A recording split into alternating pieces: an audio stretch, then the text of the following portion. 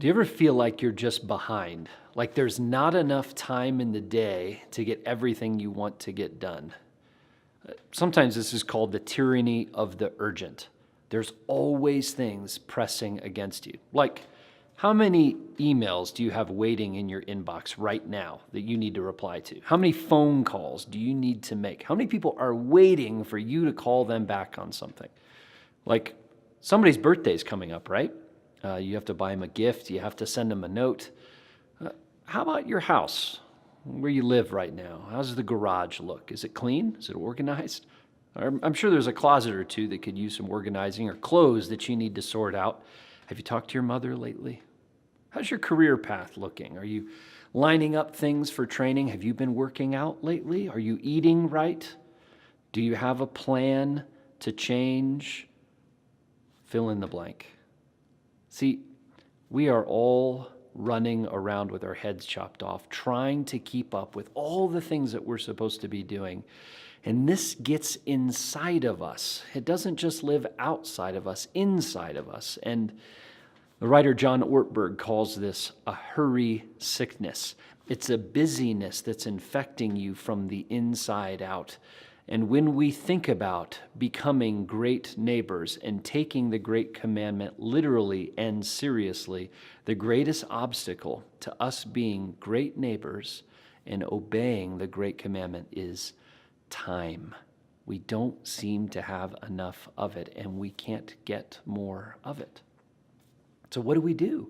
How do we manage this? I mean, how do we move into the kind of people that we want to be as we follow Jesus? Well, it's pretty simple.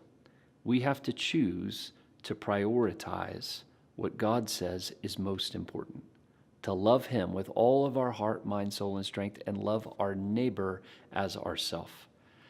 C.S. Lewis says that it's really only busy people that are lazy people because, well, you leave the hard work of prioritizing to others. You allow urgent things to crowd out important things.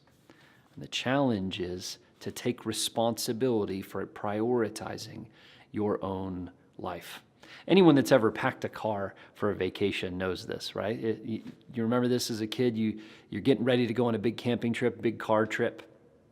And the dad usually stands in the driveway and says, "Don't put anything in the car. No one put anything in the car.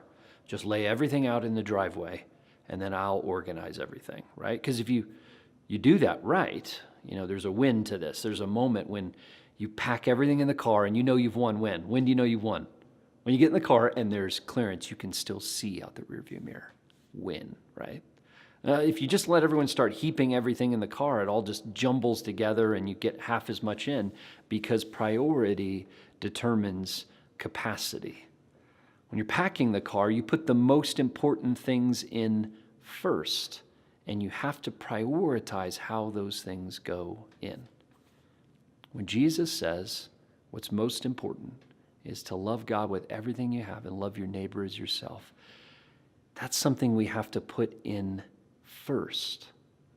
And our life begins to work when we trust what God says is important is what we put in first. The greatest obstacle to you becoming the neighbor that God is calling you to be, the greatest obstacle is prioritizing by way of your time.